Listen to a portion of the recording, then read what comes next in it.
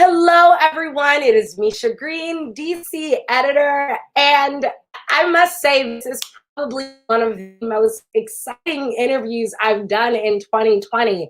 I get to be on a call with a group of my sheroes as we talk COVID, coping, and Christ in today's conversation. But you guys know the deal. Before we get started, we have to share a stream. So I'm going to do that. And as I always say, sharing is caring. So make sure you go ahead and share the stream as well. We have a powerhouse group of women today who are going to not only help us, sort of understand where we are in terms of how we cope with COVID-19 and still stay solid in our faith and our foundation in faith in God. However, there's so much that we can talk about. So I think that we'll see where this conversation goes. I'm really, really excited. But make sure you, you share that stream. Okay, with a great group of women. Okay, now this is a great group of women. Okay, we are officially shared. Wow, I cannot believe it. First of all, this is our last live on the Afro of 2020. So this is quite a major deal today. I first am going to start with the question that I think is really important in the day that we are in, which is we're still in the middle of a pandemic. So much is happening in the world. How are you all feeling? And because she birthed me, full transparency, I'm going to start with my mommy, Bishop-elect Paula Clark. Good morning, everybody. And it's such an honor to be here. Thank you, Misha, for inviting me. You did not have to invite your mommy. So I'm honored to be with this distinguished group of women. My boss told me to. Oh, your boss. Okay, well, thank you. You got to do what your boss says, even if it's not me, right? So your question was, how am I doing? I'm doing great. I've had a interesting roller coaster of a 2020 that has seen a lot of highs. The highs have been wonderful. With the election as Bishop-elect of Chicago, just 2 weeks ago. It feels like it's been a longer time, but it's just 2 weeks ago. That was a major high. And then, I have had lows. We've lost people we've cared about. Just a few days ago, we lost a family member who we love very much, not from COVID, from cancer, but still losing people in the midst of this pandemic has been difficult. In full disclosure, I was one of the first people to contract COVID in early March. Before people had the tests, before you could get the test, before people even knew what was going on, I was extremely sick. Never got tested during the time I was sick, and I was pretty sick. But then did an antibody test much later and found out that's what it was, but had pneumonia and the whole thing. But God is good. And so I'm good and excited about all the possibilities that God has for us in 2021. But I must say that I am not unhappy about leaving 2020. I'm ready to turn that page and go into 2021.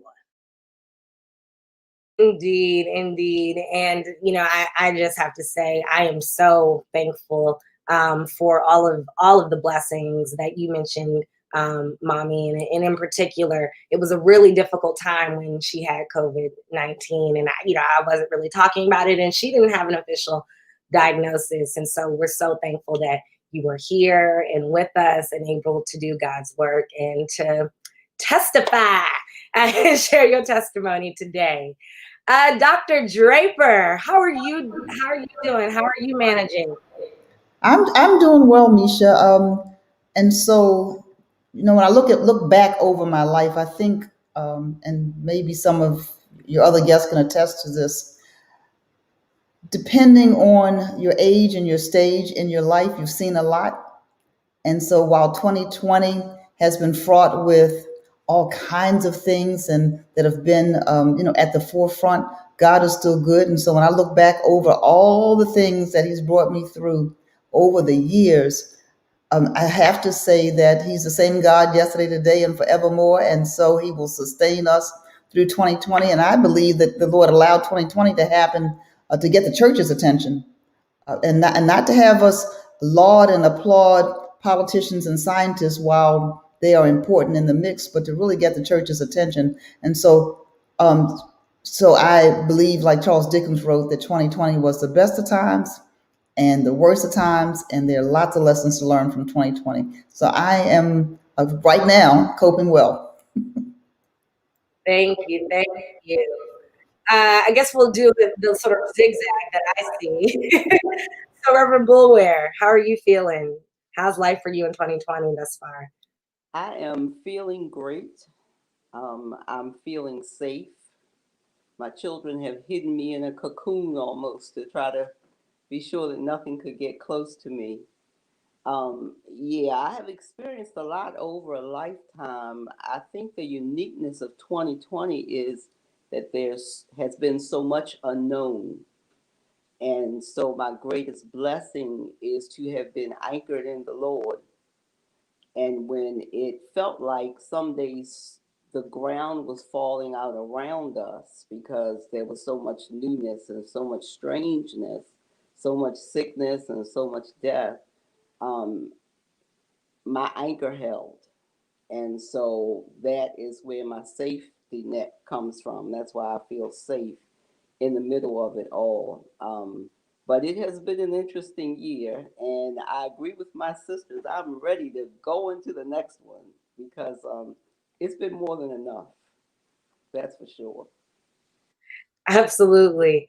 And Dr. Douglas in the South. How are you doing? And how are you feeling as we wind down this 2020? I think you're on mute.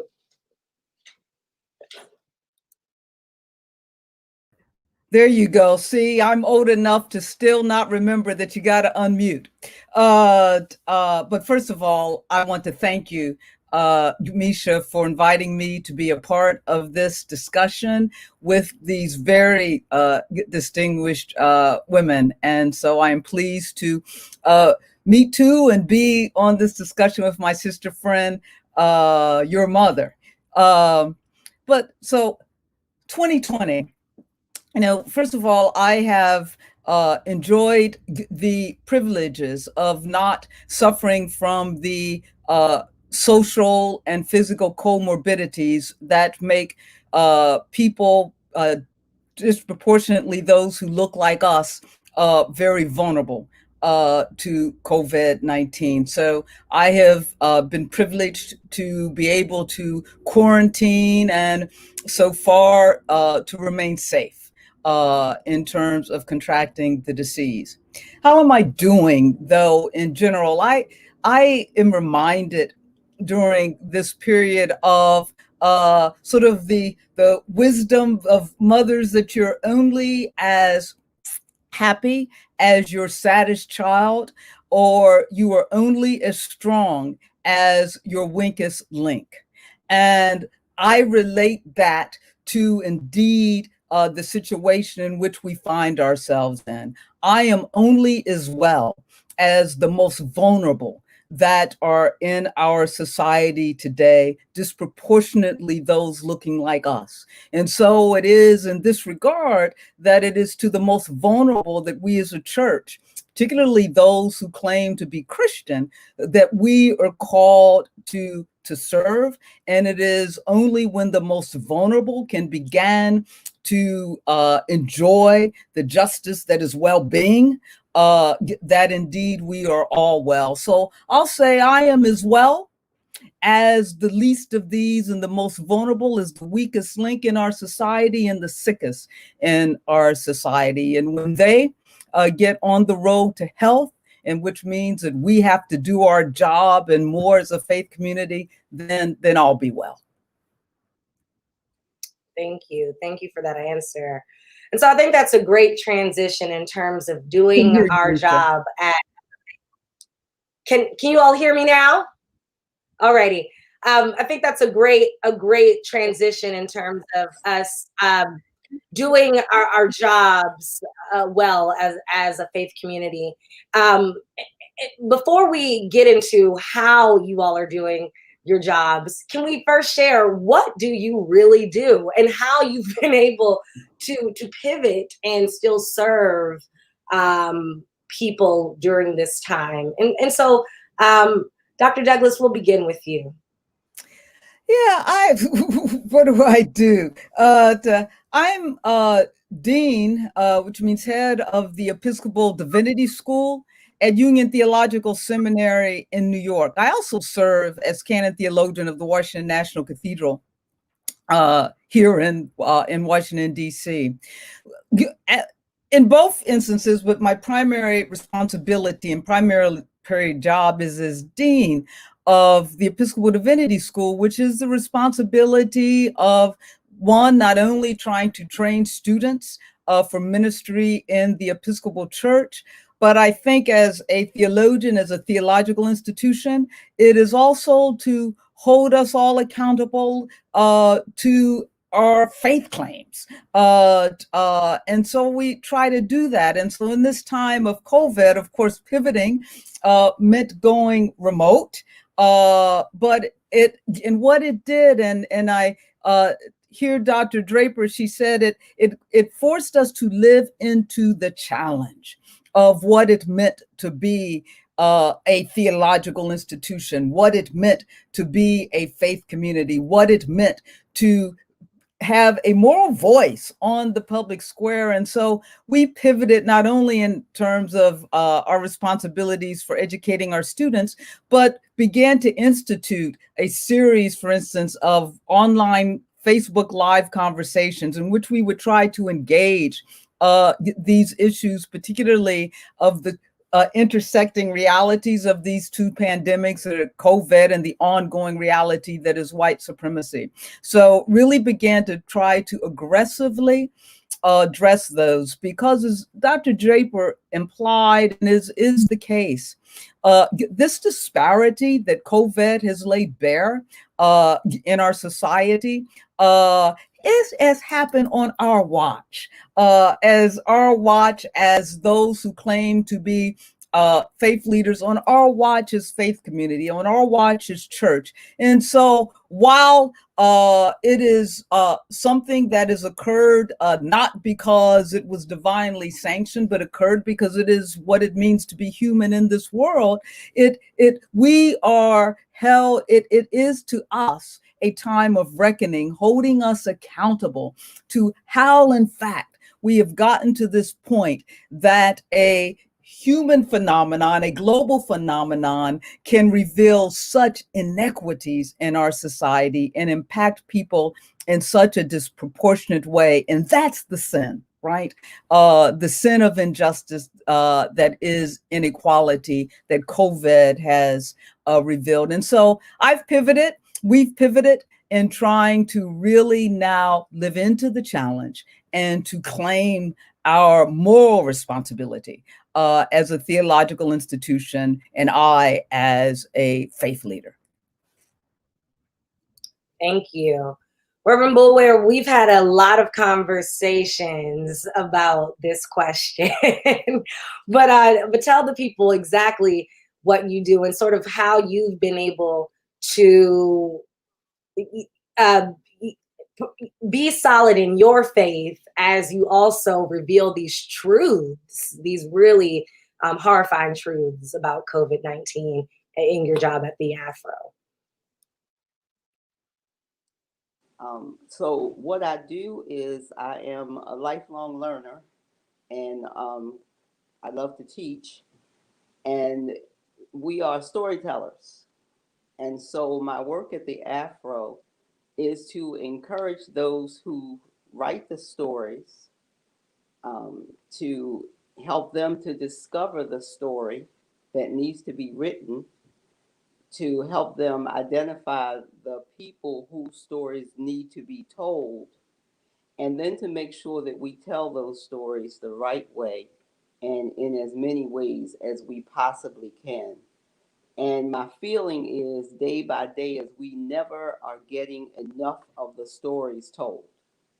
Not only the stories about people who are starting new businesses, there are people who are having miraculous things happening in their lives, even during this pandemic. People who are buying houses, who are discovering talents, who are finding multiple streams of income in the midst of that which would keep us poor if it possibly could.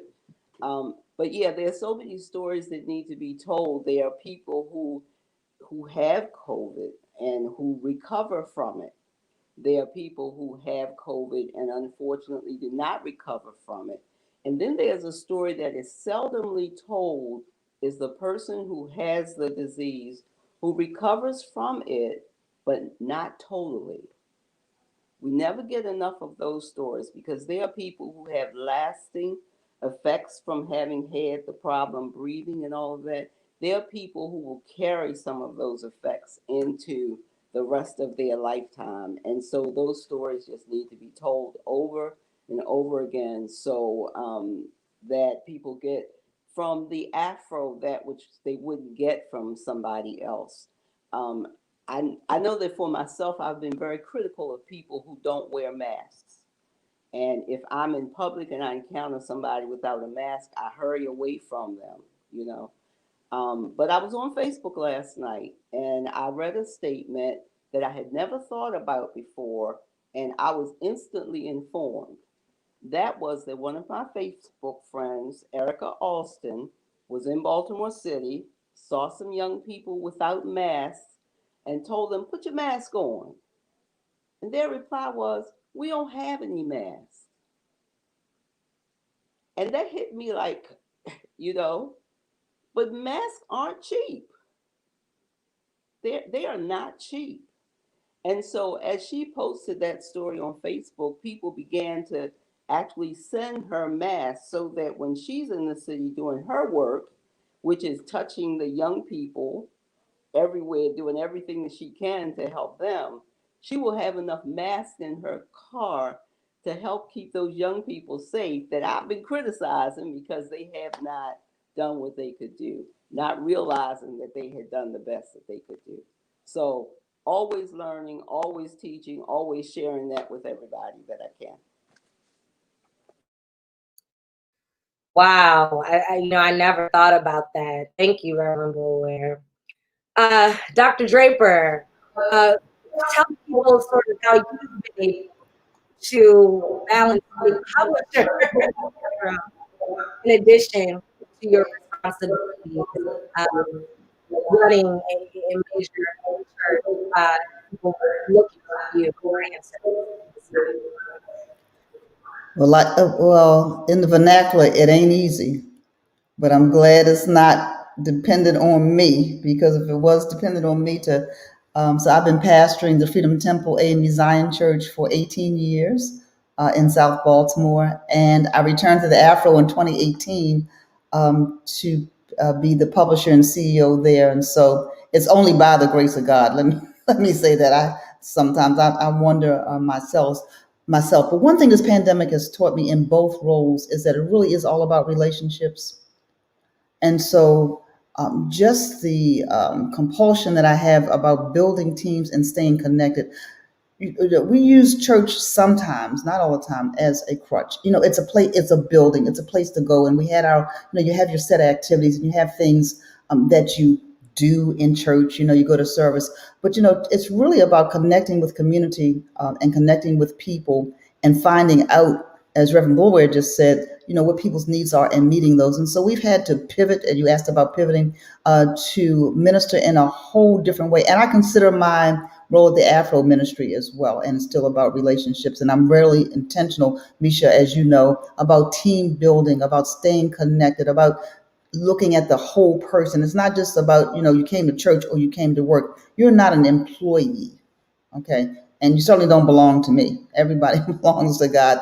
And so it's about, so you get a chance, and I get a chance in both roles to minister to people's spirits as well. And so we've had to pivot and do ministry differently. Now, we were fortunate, not patting ourselves on the back because we didn't have it down to a science, but we were fortunate in both cases that we were already live streaming our services. We were already doing our offerings electronically. We were already doing those things. We were already in the cloud at the Afro. We had some, so when we had to pivot, one day we were in the office, the next day we were all home. It wasn't this major, what are we going to do? However, the delivery of what we do is different. So, for example, we've always been a church that has been an outreach to the community, not just at Christmas, but all day, all year long. But this year, people couldn't come to the church for a happy birthday Jesus party as we usually do. And so we actually adopted families that the school identified in our neighborhood. And just like we ordered Amazon for ourselves, we ordered Amazon for 30 kids and just had it delivered straight to their homes. And they got what they wanted. They actually gave us a list, and we were able, through the grace of God, to fulfill that. And so just trying to be creative about how we minister and be in tune with how we touch people, because even in church, sometimes we do things, we give away food, we give away clothes, we do things like toy drives, and they become activities in and of themselves, as opposed to ministry to change people's lives. And so you see that people really are in need of that connection. And so whether or not they are in a community and they have some kind of financial or physical need, and by the way, let me say, we all know this, there's a lot of food insecurity. During this time, a lot of food insecurity, and people who never thought they would be insecure in the food category are experiencing that. But also being intentional, as I said, at the Afro and ministering to our team, which is life-giving for me. And it's life-giving for me that I can bring my whole self to both places. And sometimes we try to compartmentalize ourselves. We leave our spiritual selves someplace, I don't know where, but and then we're so careful about not mixing church and state. Well, I don't have to, I never operated that way. That's not how God created me. So this the ability to be who I am, genuinely who God created me to be, and to be, as Dorothy said, a lifelong learner. I am learning so much at the Afro. I'm having a lot of fun. Misha, can you tell? Yes. I'm having a lot of fun. I always had a lot of fun in ministry. My husband and I, we're the seniors in our church. Almost 99% of our congregation is way, way younger than we are. So we always had a lot of fun there. But when I say fun doing the service of the Lord, as I said, not compartmentalizing ourselves. We're one, we are a whole person, and God expects us to bring our whole personhood to those things. And to, at the same time, I'm very, very active in the AME Zion Church beyond our local church. And so that's how God created me. I don't know what I don't know, but I'm open to learning what God has for me in this next season of ministry and life. I never thought I'd be back at the Afro. I left a long time ago to do full-time ministry, right? But never say never. That's somebody's listening to this broadcast now. Never say never. Just be open to what God has for you. Indeed. And we're so happy that you're back. It's still full-time ministry. Mommy, I know the Episcopal Church was sort of the first case, if you will, known cases, broke out in the Episcopal Church in Washington, D.C. And you had, one of the first cases that I knew about in the same vein. There was so much that quickly changed in your job, and you were still working, coughing on the phone with me. But first, I'll tell the people sort of what you do as canon to the ordinary. A lot of people don't know exactly what your role has been, and how that pivot was, once the pandemic hit. Okay. So I serve as canon to the ordinary for the Episcopal Diocese of Washington, and our headquarters are on the grounds of the Washington National Cathedral. And so Dr. Douglas made reference to that. She's canon theologian at the cathedral, and we are the Diocese of Washington, which means that we make up 88 parishes in Washington, D.C., Montgomery County, Prince George's County, Charles County, and St. Mary's counties. And we have 37,000 Episcopalians in our area, which we call a diocese, which is overseen by a bishop. And our bishop is Marianne Edgar Buddy, and she is the person who ordains. And so therefore, the canon is a person who works for a bishop or in another capacity for the church. Like Canon Douglas is canon theologian, and so she is working for the cathedral, and in the same way, I'm canon to the bishop. And ordinary comes from the person who ordains. She's the person who ordains, and so therefore I am the ordinary. I'm the person who serves to the ordinary. And so that's a weird kind of and a long explanation, but that means that I assist the bishop in overseeing the 88 parishes of the Diocese of Washington, as well as all of our clergy, and I am chief of staff, which means that all of our outward-facing programmatic work that we do for the diocese, I coordinate. And so like Dr. Draper, I love team building and building teams. And so it's not just the team of persons who work for the bishop that I coordinate, but I also coordinate team building throughout the diocese.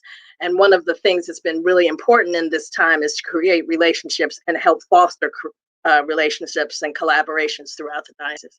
So with our clergy, both our priests and our deacons, as well as with our lay leaders, I coordinate with all of them. And behind the scenes, I make things happen. That's kind of a bottom line thing. So to get more specifically to your question, we changed the way we did ministry on a dime. As a matter of fact, I was in Florida at a convention for people who do transitions in ministry when I got a call from the bishop that let me know that the first case of COVID in Washington, D.C. was one of our priests. And he serves at a very large church. So 560 people were exposed to COVID. I mean, before we knew what COVID was, really. And he had been at a conference where a whole lot of other clergy persons were throughout the church. So it spread like wildfire. We had the second case of a priest in the Diocese of Washington had been at that conference, and it was a large conference and a conference of large churches. And so it spread so quickly, it was incredible. And so we were one of the very first to close services and stop gathering. And the crazy thing was, we thought it was going to be 2 weeks. We were like, for the next 2 weeks, we're going to not meet in person until we figure out what's going on, and then we'll reopen. So people just like took their purse home and did not have an opportunity to really prepare for what has been a very long haul. And so the ability for us to just transition with the blink of an eye has, as been said, has been somewhat of a blessing in the midst. It's been the silver lining in the midst. But as Dr. Douglas mentioned, it became apparent really quickly that a disproportionate number of our people of ebony hue and brown people, and immigrant people, were disproportionately being affected both economically and physically by this COVID-19 crisis. And so the coordination of that, not just with feeding programs, because the feeding programs didn't know how to serve in the midst of this crisis either. And so God helped us navigate this time through prayer, relationship building, resource development, to be able to help some of the least of these persons who have really been most affected, I dare say, by this COVID crisis. One of the first things that we did in the diocese was to establish a COVID-19 emergency relief fund. What we found, because we have such a diverse church, we found that our people who were Spanish speaking, who were immigrants and perhaps unpapered and other things, and I'm not talking just Latino persons, I'm talking about people from the Caribbean, from West Africa and other places. I mean, we have a parish, for instance, in our church that has 51% of their people who are unpapered. Those were the people who were really being disproportionately affected by this.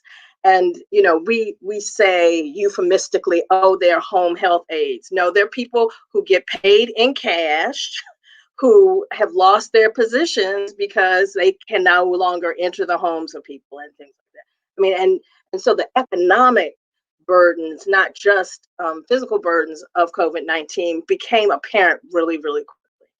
And so the church coordinated, our diocese coordinated to provide assistance to those persons immediately. And then we also supported our church programs for our feeding programs. As Dr. Draper mentioned, food insecurity has been a major issue throughout this pandemic. And so the church galvanizing quickly to meet the needs of God's people has been something that's going to change, I pray, the church forever. Unlike Dr. Draper, however, we were not online. Most of our churches were not online. You know, we committed ourselves, and we had some golden calves about our churches. You know, our Tiffany stained glass windows and our wonderful, and we had to get over that quickly. And what we found, thanks be to God, is that the church is not the building. The church are the people of God who come together to support each other. And I pray that we don't lose those lessons in the midst of our having the vaccine and being able to regather again. I don't want us behind our stained glass windows and being together only. I want us not to forget the lessons that God sent to us about how we care for one another and have relationship building and that sort of thing.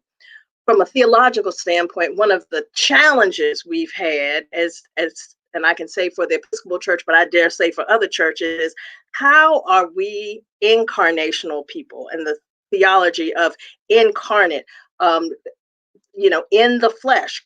Jesus came in the flesh. How are we in the flesh when we can't touch each other? When we can't even hug each other? And I think those are some of the lessons that we've learned. What does that mean? And that means the ability to be able to reach beyond what we thought was important in the church and to create communities of persons who care for all of God's people, because that's what we do in our faith, And so the thing is, we found out that the things that we worried about don't matter at all. We found out that, I love,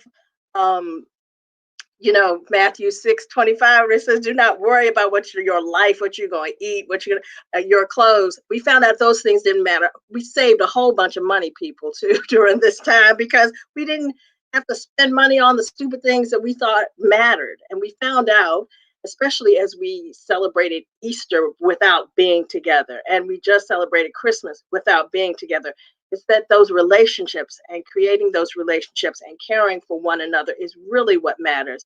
And so I, in some ways, despite the tragic loss of so much during this COVID pandemic, I pray that we don't lose the lessons of this pandemic as we have had to all pivot on a dime and figure out what is church, how are we church, and how do we serve as the people of God and the followers of Christ. So I am, in many ways, I give thanks for that forced intervention that we had to have as a church.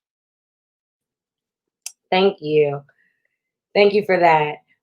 So I before we sort of go back into this conversation of the role of church, and maybe this is from a very millennial perspective, but I am interested in what is the role of God in faith during this time?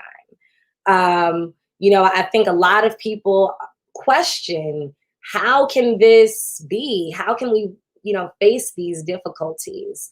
And so, Dr. Douglas, I see you've unmuted. What is the role of God in faith before we even get to the role of church as we cope? Yeah, thanks. And you keep asking just these very simple questions,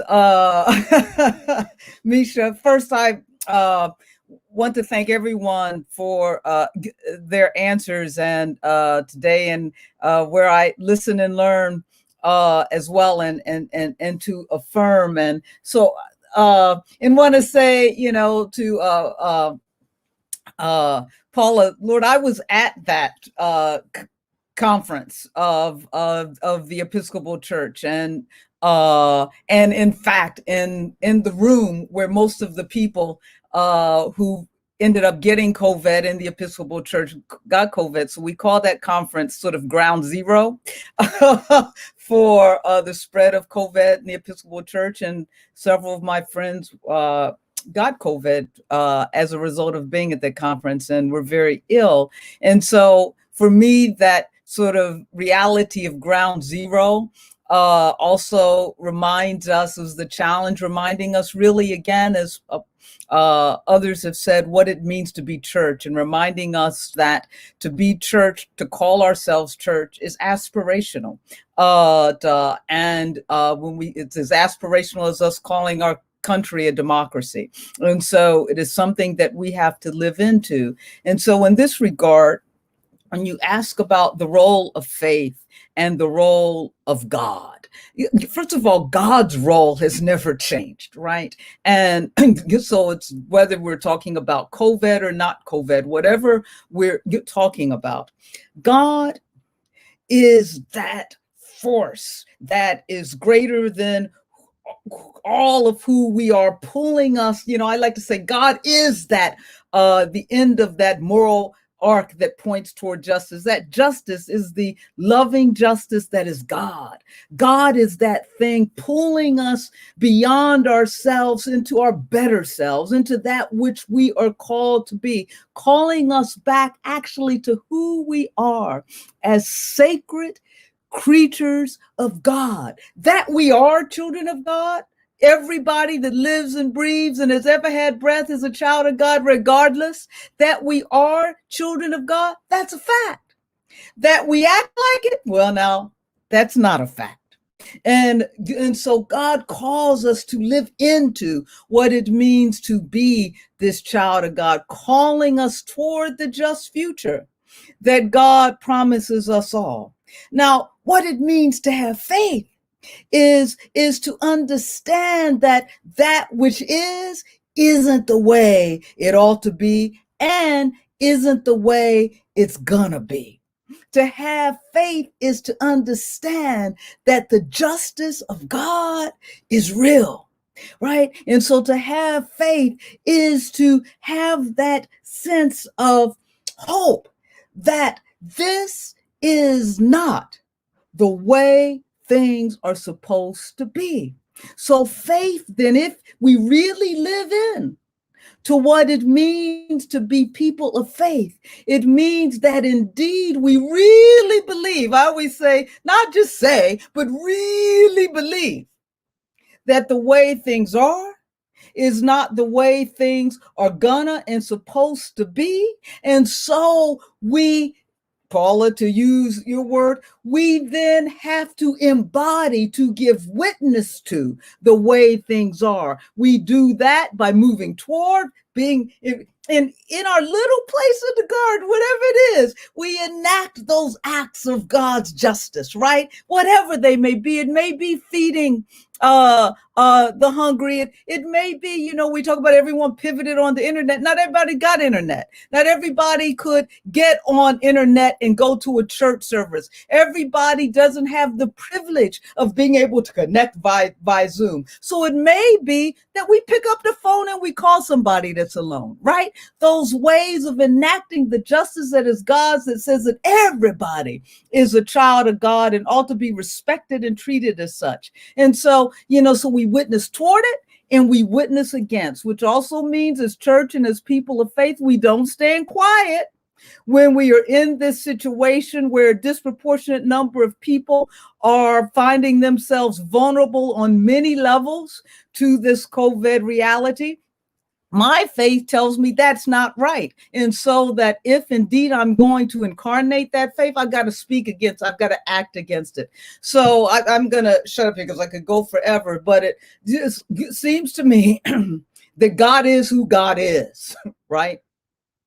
Promising, affirming that we are all God's children and deserve to be treated as such. And the future that God promises us is one where all of God's children will be respected as the sacred children of God that they are. People of faith are to enact that, believe in it and to enact it. Thank you. Reverend Boulware, same question. Well, first of all, I think we ought to get the offering plate out. Secondly, I'm so busy taking all this in because it's such a rich sharing. But I'll try to come up with an answer. I've been a Baptist all my life, and so I'm used to the joy and the noise and the music and the wonderfulness of worship. And when I went to seminary, to have a class with Kelly Brown Douglas, who never showed up that year, I made friends with something called silence through seminary chapel. I found this thing and it was just amazing and it was so wonderful and it was so healing. And so I found yet another way to embrace my faith and my God in the silence that was new to me. And I read this quote and I was trying to remember it and I won't do it well. The thing is, I think we sometimes ask the wrong question. And I think that the appropriate question, in the light of all that we have gone through this year, in the light of all that we have lost, in the midst of all of our misunderstanding, the appropriate question is not who is God in all of this. The appropriate question is, who am I? And who am I in God?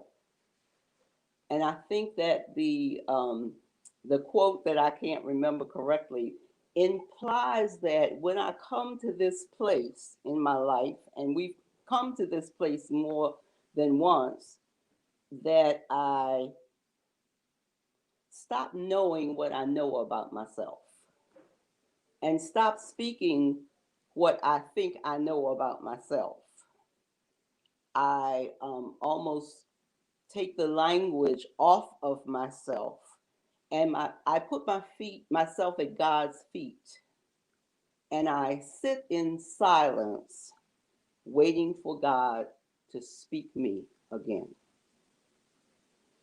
That's a magical, mystical, wonderful opportunity for us to be reborn in God. You know, when these things happen, they are opportunities for us to be reborn in God, to re-know ourselves, to be reknown in the world as God begins to speak us in yet another way. And so even at this advanced age of 70, there's newness emerging, and it's not anything that I could have known. It is only that which God chooses to speak, and I'm okay with it. Reverend Boulware, you have to, first of all, thank you for that. Before you move on, you have to share what class Reverend Dr. Douglas didn't make it to. I learned this story a couple weeks ago. It's quite funny. I chose Wesley Seminary for my school. I went to seminary at 40. For those who think it's too late, it's never too late. I started seminary at 40. I chose Wesley because their urban ministry program was exactly what I felt called to. but there was that yearning to be among more of my own folks over at Howard. So systematic theology was the class that I chose. Kelly Brown Douglas was the professor for that class. And when I showed up the first night, she didn't. There was a guy in the class. I knew that wasn't Kelly Brown Douglas. But it was a number of years ago, and I think there's a son that matches my entry into seminary. Oh, yeah, yeah, yeah. You can blame Desmond for that. Yeah, Desmond's going to be doing a little work for us. And when I mentioned him and said that he was your son, Reverend Boulware's question was, he must be about 30 years old.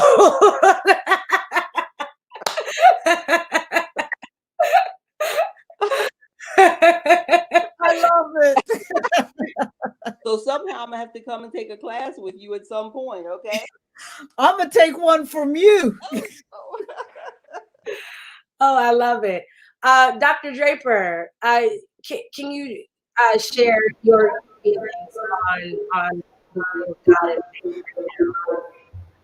Wow. Well, I'm going to sign up for everybody's class. This has been a rich sharing. And as I'm listening to us share and watching some of the comments, and thank you so much for all who are tuning into this live, I'm reminded that our faith is evolving and that we have, let me say, my faith is evolving, right? And so you know, none of us has arrived, and so faith is a journey. The stages of faith. Many of us are familiar with the academic stages of faith, but I'm not talking about that. I'm talking about my personal faith walk has evolved, and God is showing me who He is, and even the richness of this conversation. Well, let's think about this for a minute. People have done it, and they do it under the banner of ecumenism, but you have a Baptist, a Methodist, two Episcopalian, female clergy, and Misha, we're going to ordain you soon, but somebody's going to ordain you soon. So, here we are having this discussion when we've been so siloed over the years. So we have our Amy Zine conferences and enough of them to keep us busy all year long. I'm sure Bishop-elect Clark and Dr. Douglas, you guys have the same. Baptists have the same. And so we have tended to be in our own little corners of the world. And here we are in this time where God is saying, wait a minute, hold it. That many nation thing, that denomination thing, that was your idea. That wasn't my idea. There's one Lord, one faith, one baptism. You all are my children, and I am the same God yesterday, today, forevermore, and will be. And so you can have your ways of worship, but I just want to let you know that the faith is in me. The faith is not in the denomination. It's not in the church. It's not in your position. The faith is in me, and I am in charge of everything that's happening on the earth. You just have to come to where I am. Your faith has to evolve to where I am, and that I care about the least of these, regardless of who they are, what they look like, where they are, whether they're in your buildings or not in your buildings. And I want you to care about what I care about and not what you care about only. I don't know if that's making any sense, but we can get caught up in the things that we care about as people of faith, and sometimes not check to make sure that they're lining up with the things that God is really calling us to. And so our faith has to evolve. My faith has to evolve in a way that I'm saying, God, I know I only know in part, and the greatest amount of knowledge I have is so minuscule compared to the smallest amount of knowledge that you have, because my ways are not your ways, right? And my thoughts are not your thoughts. But God, you are showing us so many different things in terms of this is a faith walk. Listen, we're walking really, we're walking by faith, because we can't see. And listen, and this COVID piece that we are all experiencing, it's not in just the DMV, it's not just in Washington and Baltimore, Virginia, it's not just this is worldwide. And so when we think we have authority over this strain, nope, another strain is showing up. God is saying, you know what? Y'all don't have this. I want to strengthen your faith, because I already told you that during the end times, people's faith was going to waver. So I'm calling you to have a strengthened faith, because many are discouraged, Misha, during this time. Even people of faith, clergy people, are discouraged. Suicide rates are increasing. This is a great time of strain because we're under a lot of attack, and a lot of things are happening. Some are really, really strange. And so I am appreciative again of this conversation. And I think God is saying, look, we got to lean on each other. We really have to, because my faith is not always at that point where I can just like be gung ho all the time, right? But I can go back and listen to this broadcast and hear what Dr. Douglas just said and say, you know what? I got this. Or I can hear what Bishop-elect Clark said, and I said, wow, I can see why they elected her bishop, by the way. Kudos to you. And I can say, you know what, that was really life-giving. Or what Dr. Boulware said, that's life-giving. And so I think this time has stretched me to come out of any box that I may be in. I'm not, all of us are in some kind of box, but stretched me to stretch my faith. Can I still preach Jesus in the midst of this? Right? Is the message still relevant, which it is in the midst of this? Can I give people, and can I myself have hope in the midst of all of this that's going on now? Knowing, as I said earlier, that this is not the last time that we're going to be going through. And so God and faith, God incarnate in us putting our hands to the plow, yes, but it's not just about our good works. It's about giving credit and glorifying the one who gives us the strength to do what it is that he's called us to do. Now, you really want to pass the offering plate now, Reverend Boulware, right? Okay, well, I'm putting my phone back. If we were on the chicken box, which we usually do on Thursday, Misha, I would say I'm off the box. Yes. Yes. Well, no, thank you for all of you all getting on the box. And I can't believe it's after 11:50. Rev, you were right. We should have done hour, and that's what it's looking like it's about to be at this juncture. Mommy, real quick, can you tell us about your perspective on God and faith right now? I just shout out the people who are tuning in and commenting, and I don't want to forget about them. So, Mommy, just quickly, may you weigh in on that? So I want to just echo some of what has been said in terms of faith as an evolving thing. And one thing that I have really experienced this year is that faith and community matters. The prayers of the righteous availeth much.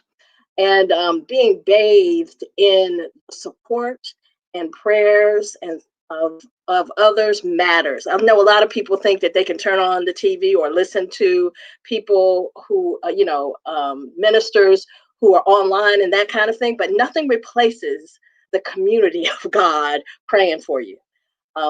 During this election towards being Bishop-elect of Chicago, for the first time, I reached out to people, a whole bunch of people, and said, pray for me and all of those candidates. And I can't tell you what a difference it made. And so this individual piety has its place. But I guess now what COVID has taught me is that you got to be in a community of praying people. I can remember, Misha, you as being little and embarrassed one day when I was praying. I had a little prayer center in our little dressing room, and I created my altar, and I was praying on my knees, personal piety. And you came and got on your knees next to me. And that has had an everlasting effect on the fact that faith is a community effort. and having people who are walking alongside and praying for you and lifting you up and supporting you makes all the difference. And so if I could just leave one thing, your own faith. I've been walking with Howard Thurman for the last 50 days, so forgive me for being on that soapbox, but he talks about the importance of not just having your personal piety, but the piety of a community of faith, a diverse community of faith. Agree with Dr. Draper that we don't have room or time for this denomination, that religion. We better do interfaith work as we're looking towards the work of justice, and we better be locking arms with people. Think about the civil rights movement. It was a movement of faith, but it was a movement of faiths, different faiths. Our Jewish sisters and brothers were there. In this work that we've been doing on Black Lives Matter, we've had the Muslim faith locking arms with us. I mean, and so we as people who love the people of all faiths, the people of God in our own tradition, have to remember that it's not a solitary work. This work is the work of the people of God who have committed their lives to justice and fairness and equity and equality. We can't do it by ourselves. And so as we go forward in this and turn the page to 2021, thank God we have some people who are in the White House who understand that. Sorry for being political, but I can't help it. And thank God for the people of God who are willing to step up and ensure that we care for one another and love one another in the way that Jesus taught us. And so, so when I speak of faith, I can't just speak of my own personal piety and faith. I'm talking about the faith of people who love God and join arms to ensure that we love God and love our neighbor. Thank you for that. I should have known. I'm a PK, right? But I cannot believe we've been speaking almost an hour, and I'm so incredibly inspired. I think we need eventually a part 2 of this conversation because there's still so much to unpack. I want to shout out all the people who have been tuning in and weighing in and walking with us all of 2020 as the Afro has pivoted online. We really appreciate you guys for being not only supporting us and being there and tuning in, but sharing our streams. And we really hope that you can do the same in 2021. But also thank you guys for tuning in today and weighing in. And I just want to share a couple of the comments that I'm reading. Jewel, who is our top fan, says COVID and the other COVID. God cover us ASAP in Jesus Christ's name, please. Thank you, Jewel. And she has said amens and yes and totally agreeing. Lenora Housey says words of encouragement and wisdom from each of you. Thank you. I just saw Jessica talk about Minister Misha. I am not even dealing with it, y'all. No, I am not ready yet. But I am just so incredibly inspired by this conversation, and I'm thankful. Again, this has been so amazing and an honor for me to be on this conversation with my sheroes, and so I really, really appreciate it. Christina Hall says, yes, the faith is in God. Amen. Thank you, Christina. Thank you all for tuning in. Any closing, final, last thoughts from anyone before we wrap? I know Dr. Draper and I both have a 12 o'clock, but any last closing thoughts before we wrap today?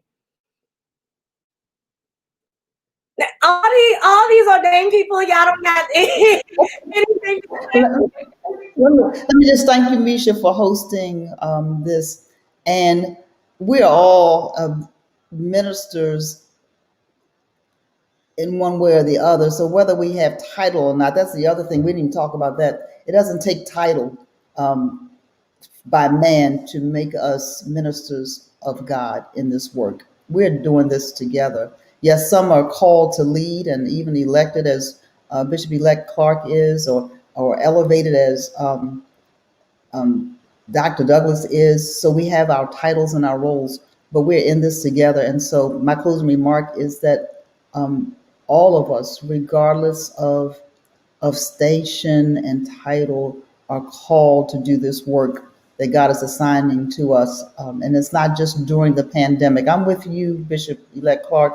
We ought to be real intentional about making sure we don't slip back into what God is trying to bring us out of.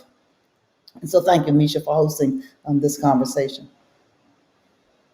Thank you. Thank you for tuning in. Again, we are the Afro, the Black Media Authority. We have been around 128 years. We're going into year 129, rocking and pushing and fired up and ready to go. We encourage you guys to continue to support us. Subscribe.